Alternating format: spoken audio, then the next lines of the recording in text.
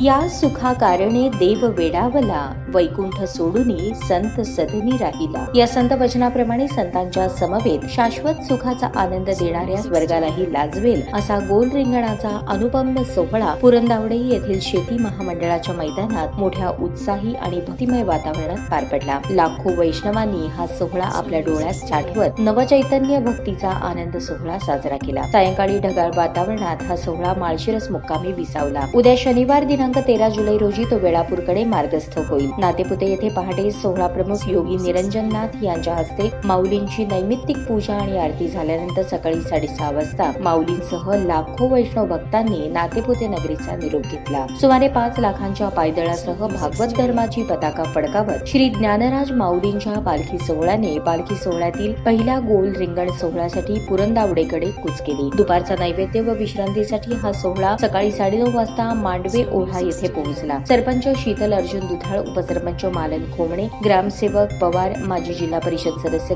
गायकवाड आदींनी अश्वाचे आणि सोहळ्याचे स्वागत करून माऊलींचे दर्शन घेतले। मांडवे ग्रामपंचायतीच्या वतीने पालखी तळावर विसाव्याची उत्तम व्यवस्था करण्यात आली होती। येथे माऊलींना दुपारचा नैवेद्य दाखवण्यात आला आणि वारकऱ्यांनी भोजन घेतले। सकाळपासूनच ढगाळ वातावरण असल्यामुळे वारकऱ्यांमध्ये चैतन्याचे वातावरण दिसून येत होते। पुरंदावडेच्या रिंगण सोहळ्याची सर्वांना ओढ लागून राहिली होती। मांडवे ओढा येथे पालखी खांद्यावर घेण्यात आली, ती ओढ्याच्या दुसऱ्या काठावर आणण्यात आली। त्यानंतर पालखी रथात ठेवून दुपारी 12:30 वाजता सोहळा पुढे मार्गस्थ झाला। पालखी महामार्ग झाल्याने वाहतूक व्यवस्था सुरळीत झाली। आज पालखी सोहळ्याला नातेपुते ते माळशिरस या वाटचालीत कुठेच अडचण आली नाही। सदाशिवनगर येथे पालखी सोहळा पोहोचल्यावर श्री शंकर सहकारी साखर कारखाना व सदाशिवनगर ग्रामपंचायतीच्या वतीने माऊलीसह वैष्णवांचे स्वागत करण्यात आले। सदाशिवनगर येथील भाविकांच्या वतीने स्वागत स्वीकारून रिंगण सोहळ्यासाठी माऊलींचे अश्व पुरंदावडे हद्दीत 2:30 वाजता पोहोचले, तर पालखी 3:20 रिंगणात पोहोचली। यावेळी माजी सभापती वैष्णवी देवी मोहिते पाटील, उपसभापती अर्जुन सिंह मोहिते पाटील, विश्वदेव सिंह मोहिते पाटील यांच्यासह ग्रामस्थांनी माऊलींचे दर्शन घेऊन सोहळ्याचे स्वागत केले। भाविकांनी यावेळी दर्शनासाठी